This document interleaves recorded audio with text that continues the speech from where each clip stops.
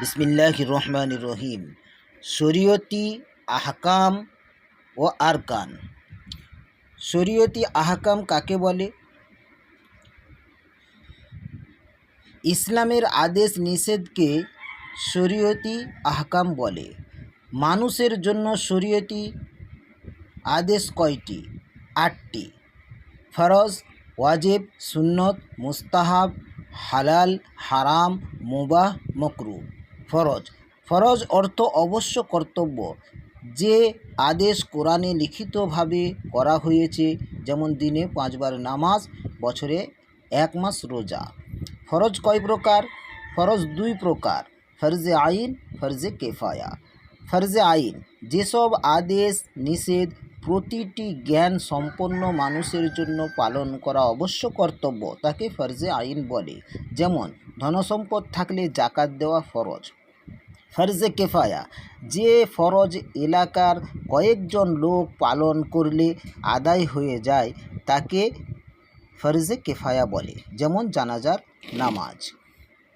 ওয়াজিব যে আদেশ কোরআনে দ্ব্যর্থবোধক অর্থ দ্বারা বলা হয়েছে, এগুলো পালন না করলে কঠিন গুনাহ, যেমন 2 ঈদের নামাজ, বেতেরের নামাজ। সুন্নত যে কাজ মুহাম্মদ সাল্লাল্লাহু আলাইহি সাল্লাম করেছেন, বলেছেন ও দেখে সমর্থন করেছেন, যেমন দাড়ি রাখা, টুপি মাথায় দেওয়া। সুন্নত 2 প্রকার, সুন্নতে মুআক্কাদা, সুন্নতে গায়ের মুআক্কাদা। সুন্নতে মুআক্কাদা যে সমস্ত কাজ হযরত মুহাম্মদ সাল্লাল্লাহু আলাইহি ওয়াসাল্লাম একটানা ও নিয়মিত করেছেন, যেমন জোহরের সুন্নত নামাজ।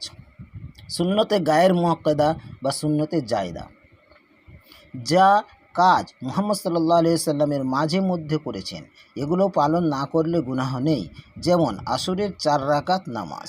মুস্তাহাব যেসব কাজ করলে সওয়াব, না করলে গুনাহ নেই, যেমন অতিথিকে খাওয়ানো। নফল যেসব কাজ করলে সওয়াব, শরীয়তের আদেশ নিষেধ নেই, যেমন অতিরিক্ত নামাজ।